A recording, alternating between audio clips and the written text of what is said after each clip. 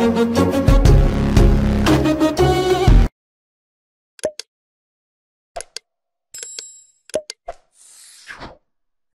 back to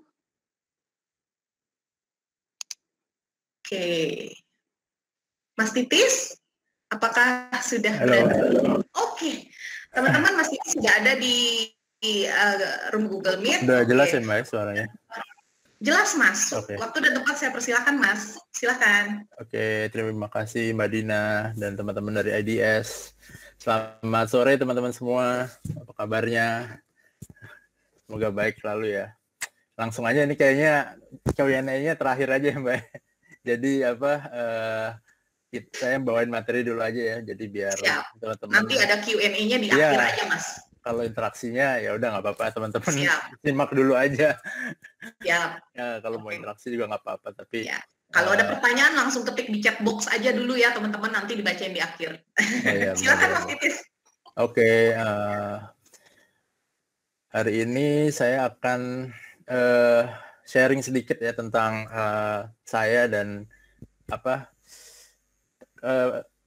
pengalaman saya selama hampir 10 tahun di industri film gitu. Saya share dulu ya sebentar. Udah kelihatan, Mbak? Sudah, Mas. Udah ya? Sudah. Slide-nya jalan ya? Jalan. Pastiin aja ya. Oke, bagi yang belum kenal, saya perkenalkan dulu, saya Titis Sabto Raharjo. Saya punya production company namanya Movieholic Production. Selain itu saya juga aktif menjadi director gitu untuk commercial, web series, short movie atau digital iklan gitu. Saya juga founder atau penemu dari digital movie magazine namanya Flick Magazine. Dan saya aktif di beberapa film project gitu seperti Tabula Rasa dan ya banyak lainnya gitu. Nanti teman-teman bisa follow akun sosial media saya di Titis Sabto kalau mau lebih lanjut. Ya. Ini menarik sih topiknya gitu. Kemarin ngobrol-ngobrol sama dari teman-teman dari IDS gitu, ngebawain apa. Ya udah saya ngebawain bagaimana saya bisa masuk ke industri film gitu. Walaupun saya sendiri memang saat ini belum mendirect film panjang gitu ya, tapi menuju ke sana gitu. Ini saya ceritain. Jadi masuk ke industri film itu bukan berarti kalian juga harus langsung jadi produser atau sutradara gitu ya. Harus ada step-stepnya gitu. Dan buat saya mulainya dari bawah banget gitu, start from the bottom gitu, dari nggak punya kenalan siapa-siapa sampai akhirnya bisa masuk ke industri gitu, dan banyak handle project-project film gitu ya. Jadi start from the bottom itu teman-teman jangan khawatir gitu. Kalau kalian tinggal di kota besar ya, terutama di Jakarta gitu ya, start from the bottom itu memang berat kelihatannya, tapi dengan banyaknya teknologi sekarang gitu ya, start from the bottom itu jadi memungkinkan kok itu. Saya benar-benar emang mulai dari nol. Saya nggak kenal siapa-siapa di film, nggak punya koneksi siapapun. Saya nekat aja gitu untuk masuk ke industri gitu. Ya ini kalau misalnya kita lihat teman-teman, ada 3 pilar yang mendukung di awal karir saya perfilman gitu. Mungkin teman-teman lihat bahwa ada forum movies gitu ya di Kaskus. Ada di atas itu ada tempat rental DVD original namanya Subtitle di Dharma Wangsa. Yang paling bawah ada satu social media platform yang udah tutup sayangnya, namanya Multiply. Jadi apa kaitannya ini dengan saya masuk ke industri film? Sebenarnya dimulai dari ini gitu. Jadi saya dulu emang suka main internet ya gitu ya. Zaman kuliah saya tuh suka banget main internet, terus browsing-browsing, suka nyari-nyari komunitas. Kebetulan saya emang suka film dari dulu gitu. Jadi saya akhirnya daripada cuman saya tonton terus nggak diapa-apain, ya udah saya akhirnya login join di Multiply, dan saya mulai bikin review film gitu. Film-film apa aja saya bikin reviewnya gitu, termasuk film Indonesia waktu itu. Gak banyak nanti itu yang nge-review film secara detail, karena kebetulan saya juga suka nulis ya gitu. Akhirnya saya lumayan detail gitu, walaupun waktu awal-awal emang masih sotoy gitu, bener-bener nggak tahu industri produksi dan itu gimana. Ya udah saya nulis aja gitu, kurangnya apa, ininya apa. Dan akhirnya karena di Multiply nggak terlalu rame, saya nyari-nyari forum. Nah, ketemu tuh forum Kaskus ya, movies gitu. Ya udah saya mulai masuk ke situ, forum Kaskus. Ya udah, itu tuh nick saya siapa ya? Viva Pedro, karena saya suka sutradara Spanyol, indie Spanyol namanya Pedro Almodovar, yang memang sering saya tonton filmnya, saya nyewa di subtitle Dharma Wangsa gitu. Jadi ada satu rental original, sekarang udah nggak ngerentalin. Jadi dia koleksinya lengkap banget gitu ya. Jadi film-film art house, film-film apapun itu yang nggak ada di film, di ibaratnya di tukang DVD lain atau apa, dia punya gitu. Jadi ya udah, semakin ngulik banyak film-film art house, semakin ini akhirnya kebuka nih jalan. Tiba-tiba ada satu promotor film, kita sebutnya publicist ya, orang yang biasa promosiin film, publicist, namanya Mas Ikhwan Persada, kontak saya karena saya sering nge-review film di Multiply kan. Akhirnya dia kontak saya, dia bilang dia lagi handle film Love tuh yang paling kiri tahun 2008. Film Love itu dia bilang, kamu saya lihat sering review film gitu ya, mau nggak saya undang kamu nonton premiernya, yang belum bukan premier, pemutaran terbatasnya, waktu itu kalau nggak salah di Jakarta Theater, di premier, terus kamu nanti review gitu.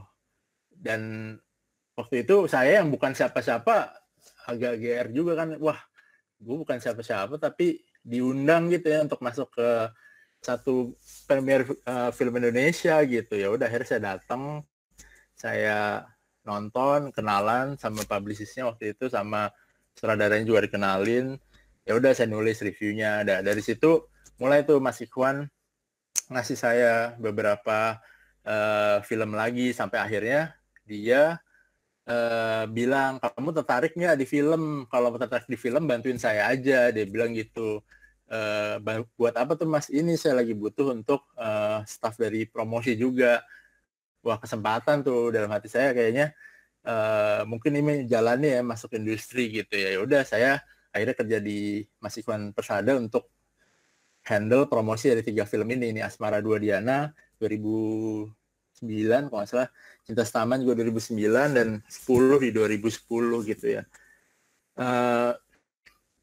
Setelah itu baru ceritanya dimulai gitu. Jadi setelah itu kan saya jadi lumayan tahu dunia film, dan kebetulan nah waktu itu ada teman saya yang skripsinya waktu itu di BINUS, dia ngambil IT, dan dia skripsinya waktu itu hasil TA-nya itu adalah bikin Fast Magazine waktu itu, belum pernah ada.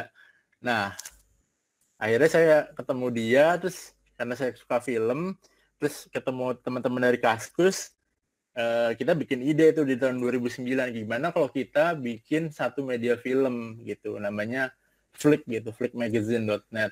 Kenapa Flick? Karena ini adalah majalah film pertama digital ya di Indonesia gitu. Bayangin, majalah film tapi kita bisa nonton film di dalam majalahnya gitu. Gak pernah ada sebelumnya gitu. Dan teman saya ini bisa gitu ngewujudinnya karena dia TA-nya itu gitu di BINUS. Akhirnya ya udah, long story short, akhirnya jadi Flick. Dan ini juga kebetulan karena Kemenristek waktu itu lagi nyari produk-produk digital untuk launching di Creative Product Week atau apa, PPKI kalau nggak salah, Pekan Produk Kreatif Indonesia tahun 2009 yang dibuka oleh Pak SBY. Nah, karena produk saya mungkin unik ya gitu ya, nggak pernah ada, akhirnya produk saya masuk dan langsung pameran waktu itu di JCC di depan, dan dilewatin Pak SBY dan dilihat gitu. Jadi cukup bangga juga gitu, yang tadinya nggak tahu apa-apa, terus akhirnya punya media, masuk ke Kemenristek, bukan di funding ya, ibaratnya cuma masuk ya lumayan lah gitu untuk media baru, dan jadi mulailah gitu Flick gitu. Saat ini Flick berarti udah berapa ya, 11 tahun berdiri di Twitter, jadi salah satu corong film ya yang ada dari dulu sampai sekarang. Karena media digital film tuh sorry to say kebanyakan banyak yang mati di tengah jalan gitu. Banyak dulu ada Filmo, namanya ada Movila, ada majalah M2, sekarang udah pada mati semua gitu. Dan alhamdulillah Flick sudah melewati dari teman-teman yang udah mati sampai yang baru gitu. Jadi kita udah punya 300.000 followers lah di Twitter gitu ya, dan website masih terus jalan dan bermedia partner dengan banyak film dan festival gitu. Jadi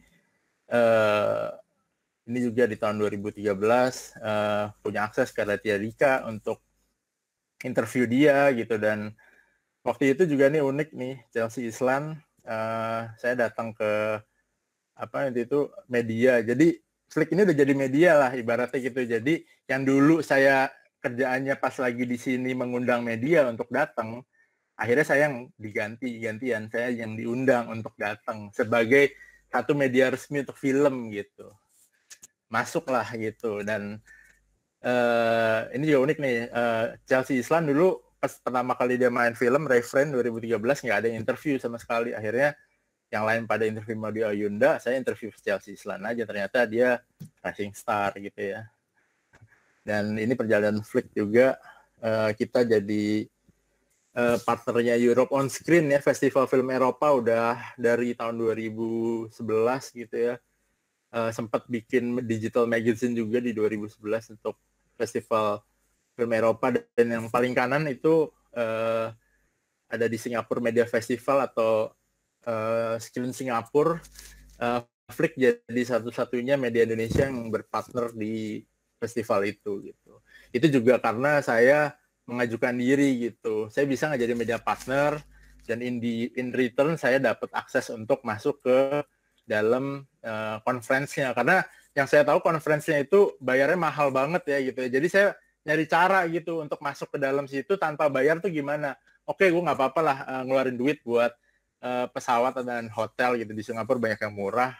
Tapi konferensinya itu kalau nggak salah mahal banget, 4 hari itu kira-kira 10-15 juta, nggak ada duit kan. Ya udah, saya punya Flick, ya udah saya barter aja gitu. Masuk deh, saya dapetin ilmu banyak gitu dalam konferensi itu untuk perfilman gitu.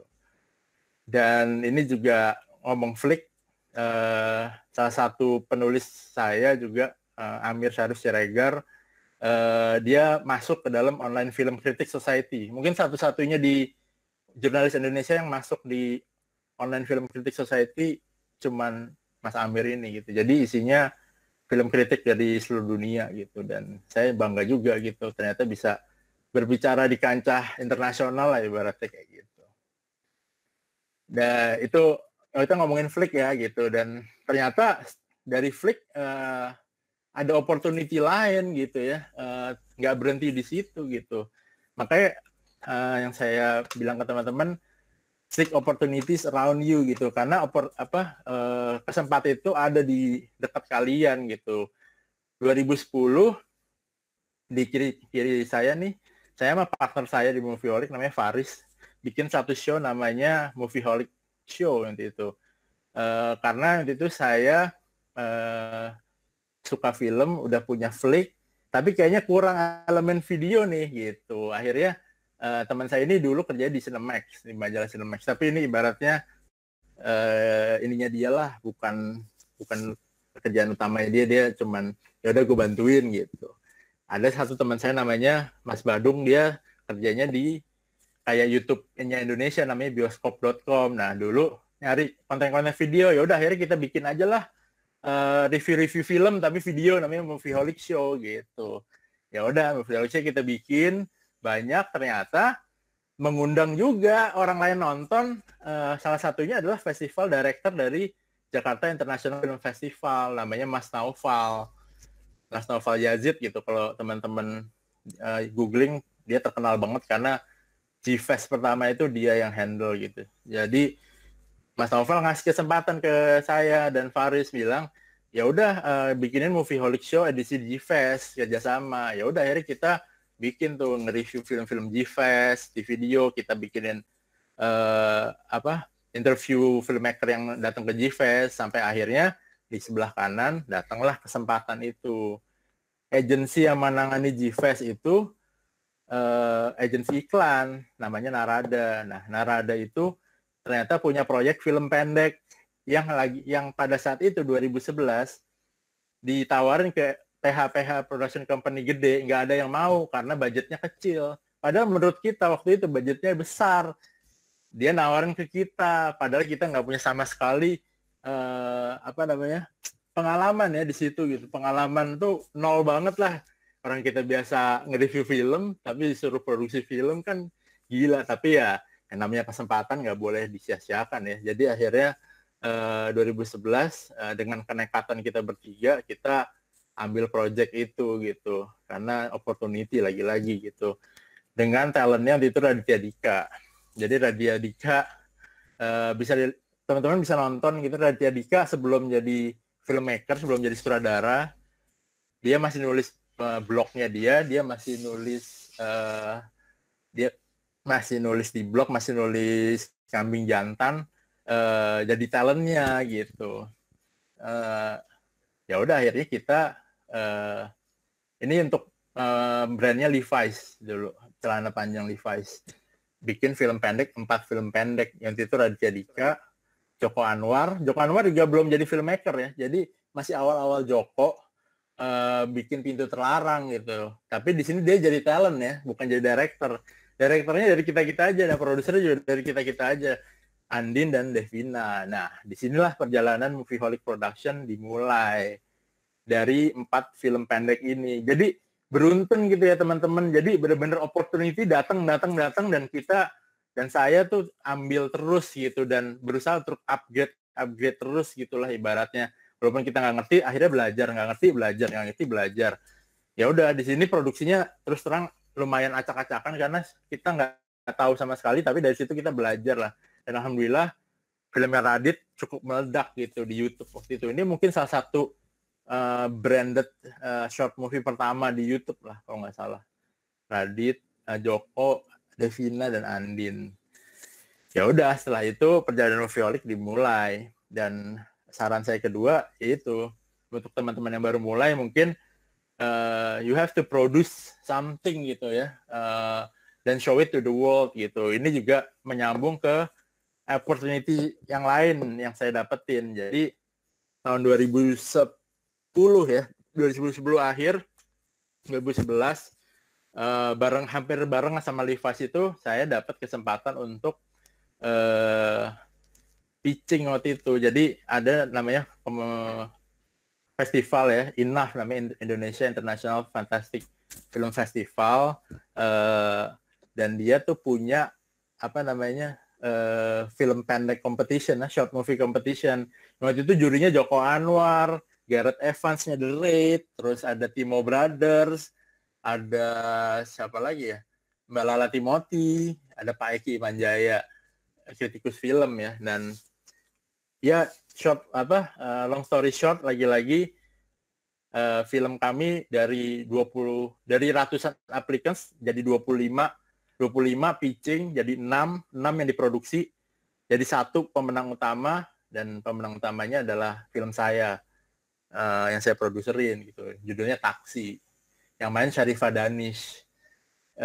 Yang main Rumah Darat, teman-teman tahu gitu. Jadi film Taksi menang, cukup heboh lagi gitu, menambah karir, menambah ini lagi lah, portofolio saya yang masih baru ditambah lagi dengan kemenangan Taksi gitu. Dan waktu itu juga Taksi secara mengejutkan masuk ke kompetisi Puchon International Fantastic Film Festival di Korea gitu. Saya sih nggak ikut ke Korea karena direkturnya yang waktu itu yang berangkat, tapi cukup bangga gitu karena film pendek kita masuk ke Tivan gitu. Jadi ya itu tadi saya bilang teman-teman, jadi you have to produce something gitu dan show it aja to the world. Kalau sekarang mah udah enak gitu ya, bisa di YouTube, bisa di mana gitu, bisa platformnya banyak gitu. Kalau dulu memang masih agak terbatas sih gitu, dan kita harus cari sendiri gitu.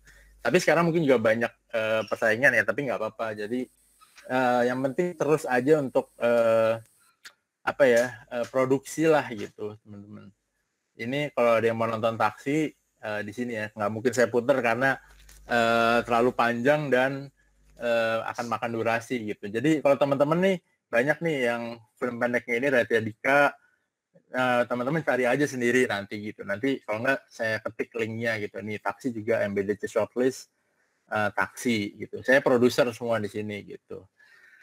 Nah, belum berhenti sampai situ gitu. Jadi PH saya jalan, bentar saya minum. Jadi PH saya jalan, saya menang Taksi. Ternyata membawa saya ke ke Young Creative Entrepreneur Award. Jadi tahun 2012 British Council punya kompetisi lagi. Ini lagi-lagi kompetisi entrepreneurship gitu. Saya yang masih kencur ini akhirnya apply aja lah iseng gitu.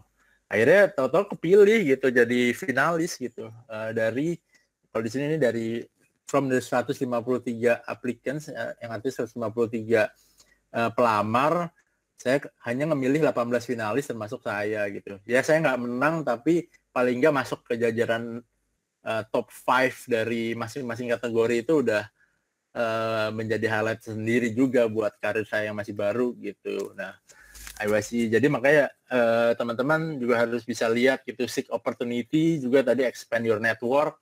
Karena network itu penting banget sih untuk di industri ya. Industri apapun sih menurut saya gitu, apalagi kalau mau terjun di perfilman juga menurut saya ruang lingkupnya masih kecil gitu, networknya masih bisa diraih lah sebenarnya. Dan setelah IYC di 2012, di 2014 saya take bigger responsibility gitu. Take bigger responsibility apa? Karena produser dari rumah produksi Life Like Pictures ya, Taksi gitu ya, Mbak Lala Timothy, produser dari Wiro Sableng juga, tiba-tiba ngundang saya meeting gitu, serius katanya, Tis ada yang mau saya obongin serius gitu. Saya udah kenal karena saya produksi Taksi kan karena saya berhubungan sama dia terus gitu kan sebagai produser. Dan apa nih Mbak gitu, akhirnya 2014 saya ditawarin satu responsibility yang cukup besar gitu, yaitu jadi marketing director untuk filmnya dia yang baru, Tabula Rasa gitu. Kalau teman-teman tahu, Tabula Rasa ini produksi Lifelike tahun 2014. Filmnya ada di Netflix sih gitu. Filmnya memang bukan film box office gitu, tapi film ini menang di banyak penghargaan internasional juga gitu. Film simple, film yang penuh syarat dengan makna humanis dan kekeluargaan juga gitu, tentang orang Papua yang jadi chef rumah makan Padang gitu. Itu saya kalau nggak salah di 2014 rilis, 1 tahun sebelumnya itu Mbak Lala ngontak saya gitu. Dia bilang, film saya akan rilis 1 tahun lagi. 1 tahun ini kamu saya hire untuk jadi marketing director sampai rilis ya gitu. Wah, kerjaan saya apa aja Mbak? Ya udah pokoknya kerjaan kamu gini gitu. Jadi memang itu lagi-lagi tantangan yang memang harus tantangan yang harus kita ambil lah gitu, harus saya ambil juga gitu sebenarnya untuk menjadi seorang yang mau berkecimpung di film, apa aja sebenarnya kita harus ambil gitu sebenarnya. Ya udah akhirnya saya Mbak, saya sanggupin gitu di 2013 dan saya mulai bikin tim waktu itu, ada 5 orang gitu. Saya bikin tim, ada divisi event, divisi media, divisi kreatif ya, kalau nggak salah divisi satu lagi itu dia khusus untuk ngurusin talent dari promosi ya.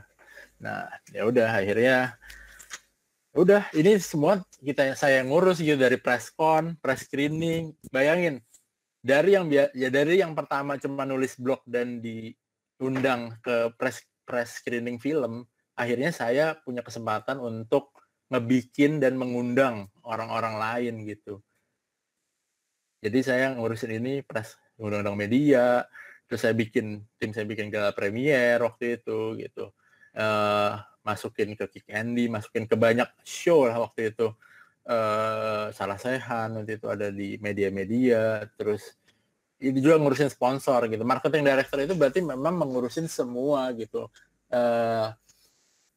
marketing staff lah ya. Marketing staff itu semua lah, dari promosi sampai yang sifatnya sales gitu. Jadi saya juga, tim saya bikin sayembara kerjasama sama Rumah Makan Sederhana waktu itu.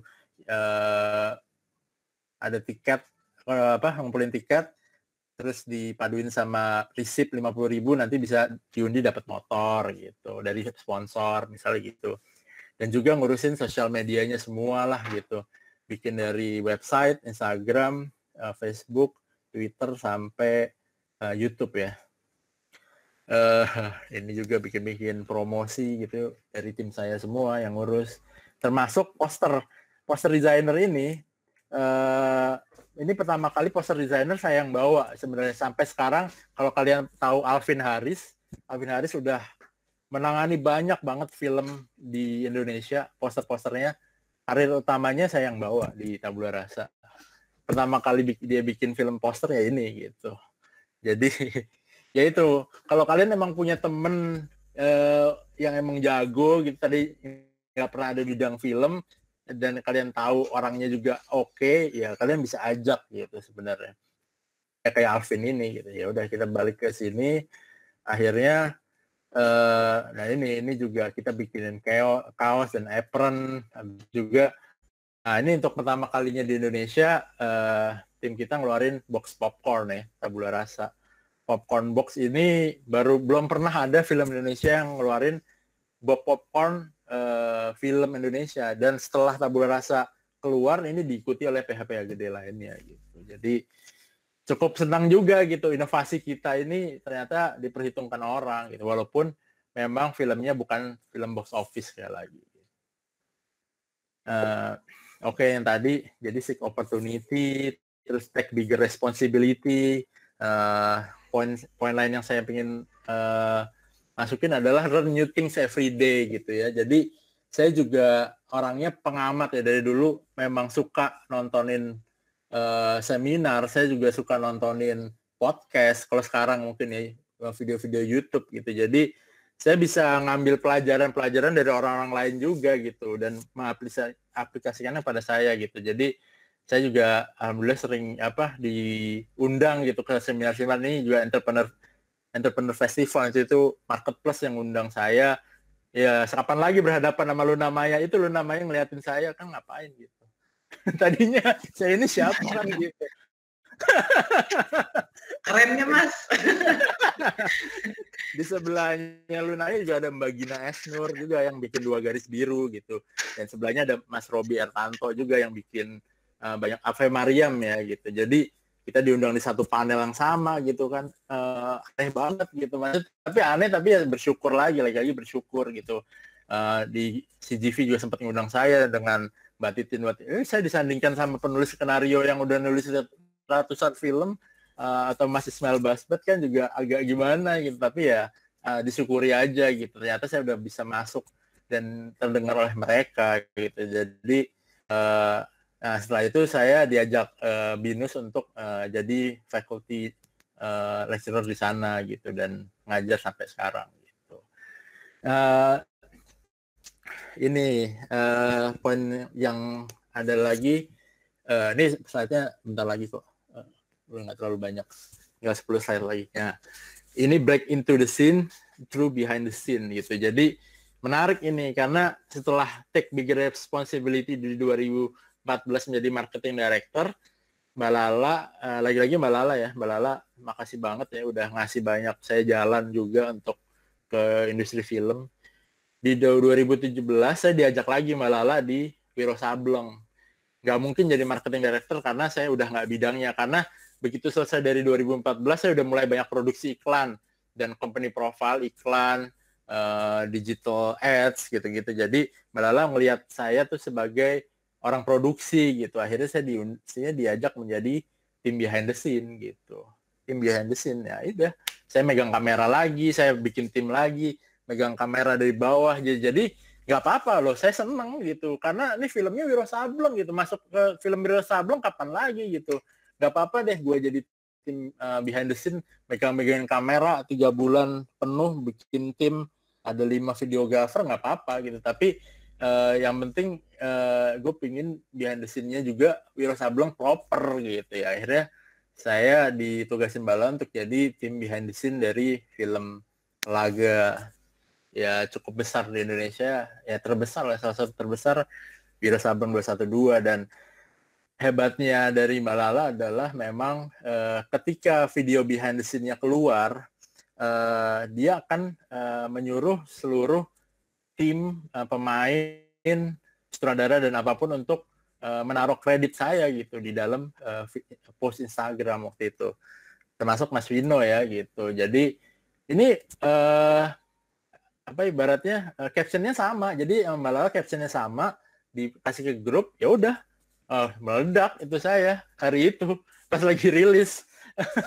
Instagram saya meledak, bener-bener banyak banget jadinya, filmmaker lain juga pada kepo juga gitu. Dan alhamdulillahnya waktu itu behind the scene-nya juga cukup proper lah. Saya liatin ya sebentar. Nanti aja, dan nanti setelah ini saya liatin beberapa video. Jadi senang juga gitu. Ternyata bisa juga behind the scene Wiro saya bikin sekemas pack lah gitu. Oke. Nah, gitu. Nah, ya udah setelah Wiro saya masuk, udah mulai masuk fokus ke PH saya gitu. Ya udahlah, PH saya urusin, saya mau jadi filmmaker aja gitu. Saya mau jadi, emang udah jadi filmmaker, maksudnya saya mau fokus jadi director, sorry. Jadi selama ini kalau teman-teman tahu dari 2012 sampai 2017 mungkin saya dikenal sebagai produser gitu ya. Tapi ketika 2018 itu titik balik saya, ketika saya udah cukup gitu, merasa cukup menjadi produser. Akhirnya saya menaikkan menaikkan tantangan saya lagi untuk menjadi director gitu. Susah nggak sih? Susah pasti gitu. Kok belagu, kok mau-mauan sih jadi director, kok belagu banget gitu. Kalau banyak orang masih ngomong ya, karena saya melihat ketika saya beberapa kali project menjadi produser, saya sering hire director, tapi director itu kayak kurang puas gitu. Saya kurang puas dengan hasilnya dia gitu. Walaupun udah saya arahkan, jadi lama-lama gergetan sendiri gitu kan. Kayaknya sih kalau gini doang mah gue bisa lah gitu. Tapi pula dari dulu udah sering nonton film dan lain-lain, bisa lah dipelajarin. Ya udah akhirnya produsernya saya alihkan ke teman saya yang tadi, Faris. Dia jadi produser saya sampai sekarang. Ya udah akhirnya di 2018 saya mulai jadi director untuk digital film project. Nanti itu yang main Clara Bernadette dan Baskara Mahendra. Kalau tahu, Baskara Mahendra adalah suami dari Sherina, dan Clara Bernadette sekarang udah sering banget main film-film panjang, Tersanjung, terus main filmnya yang kemarin Agen Dunia ya sama Baim Wong. Ya karir mereka juga salah satunya dimulai dari film pendek ini gitu. Film 30 menit, judulnya Mereka Yang Hidupkan Mimpi, dari Kumparan. Dan itu Kumparan nge-hire saya, pitching sih waktu itu. Dan saya pede aja pitching karena ya ini mungkin semesta mempertemukan ya. Dalam artian ini film kliennya Singapore Tourism Board gitu. Kebetulan selama medio 2012 sampai 2017 itu saya sering banget bolak-balik Singapura karena saya suka aja gitu. Jadi ketika saya dapat brief project ini, ya itu semesta mempertemukan, saya udah nggak pakai mikir lagi gitu. Jadi saya udah tahu scene-scene mana aja yang harus di-shoot di sini, di sini, di sini, di sini, tanpa kliennya nyuruh gitu. Ya udah, akhirnya saya menang gitu. Dan alhamdulillah seriesnya juga diterima dengan baik gitu ya. Mereka Yang Hidupkan Mimpi, artis-artisnya keangkat juga dengan series ini. Ya udah, akhirnya saya juga upgrade terus gitu. Dan di akhir tahun lalu saya juga punya kesempatan untuk kolaborasi sama Satgas COVID-19 untuk bikin 3 film pendek edukasi yang bintangnya ada si Jordi Pranata yang kemarin main Balada Si Roy, terus ada Bang Ozol Ramdan juga yang main Tabula Rasa, untuk main di film saya yang di sama Satgas Covid gitu. Ini tadinya awalnya juga Satgas Covid nggak pingin bikin film, tapi dia bilang bikin video biasa aja. Terus saya bilang ke klien yang kayaknya kurang oke, karena menurut saya komunikasi yang terbaik sekarang adalah film gitu. saya presentasi yang main ini ya mereka mau gitu. Jadi klien itu bisa kita arahkan loh kalau misalnya budgetnya ada dan dia sesuai dengan brief mereka, kita juga bisa ngarahin. Dan ini juga upgrade to the next level. Awal tahun ini saya dapat kesempatan untuk direct bintang sinetron terkenal Putri Pangeran ya, Ranti Maria, di web series pertamanya dia Test of Friendship judulnya, ada di Olate. Jadi kenapa saya bilang upgrade to the next level, karena di series ini saya pakai krunya hampir semua kru film panjang, termasuk kamera yang dipakai itu adalah Arri Alexa dan lensa yang Master Prime. Jadi upgrade-nya adalah ini memang untuk digital, tapi produksinya adalah produksi film panjang gitu. Jadi sebenarnya bedanya hanya di output-nya gitu ya. Jadi kalau misalnya output-nya ya, halo. Ya, jadi kalau misalnya di output-nya film panjang di bioskop atau di OTT ya ini digital, tapi sebenarnya semua krunya sama aja. Jadi kenapa saya bilang upgrade to the next level ya? Boleh nanya nggak, Kak? Ya. Nanti boleh nanya. Ya, ini habis ini nanya sesi pertanyaan. Oke, ya ini kalau bisa menonton di YouTube-nya Olate Indonesia. Udah 2 juta view, lumayan dari 7 Februari. Itu aja sih dari saya, Mbak.